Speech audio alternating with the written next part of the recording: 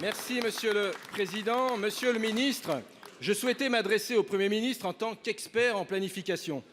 Vos prédécesseurs parlaient sans cesse de réindustrialisation, mais l'urgence aujourd'hui est surtout d'arrêter l'hémorragie industrielle. Ce secteur de millions d'emplois et de souveraineté dans des domaines stratégiques a plus que jamais besoin d'un plan.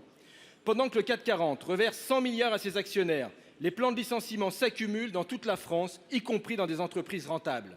Michelin, les fonderies de Bretagne, General Electric, ArcelorMittal, Photowatt, au total, la CGT a recensé 300 plans en cours pour un total de 300 000 emplois menacés. Alors que le chômage a augmenté de 3,9% au dernier trimestre, une hausse inédite en 10 ans, votre doctrine reste inflexible, poursuivre le libre-échange et la politique de l'offre, c'est-à-dire distribuer des milliards sans aucune stratégie ou contrepartie. En Isère, la situation de Vancorex est un cas d'école des effets dominos dans la filière chimique d'une ampleur sans précédent. Sa fermeture annoncée sert de prétexte aux industriels de la filière dans une visée de profit à court terme pour licencier et délocaliser.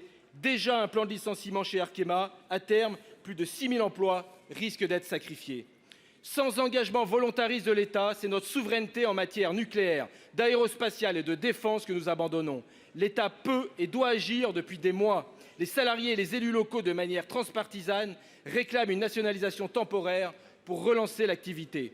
Une nationalisation chiffrée à 200 millions d'euros. En comparaison, l'utilisation de salles importées implique des essais de validation de missiles nucléaires dépassant le milliard d'euros. Et je ne parle pas de la dépollution des sites industriels et des risques environnementaux dans le transport de matières dangereuses.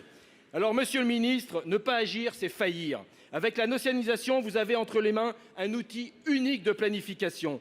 3 questions simples au Premier ministre. Va-t-il reprendre la main sur ce dossier? Va-t-il venir sur le site? Allez-vous nationaliser Vancorex? Merci.